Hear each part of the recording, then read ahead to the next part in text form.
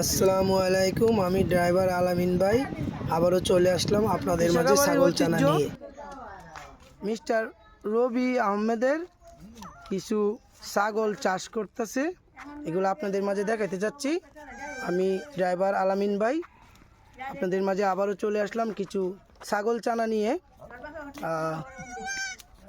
এখানে দেখতে পাচ্ছেন 4টা ছাগল চানা খুব সুন্দর এলোমেলোভাবে খেলাধুলা করতেছে।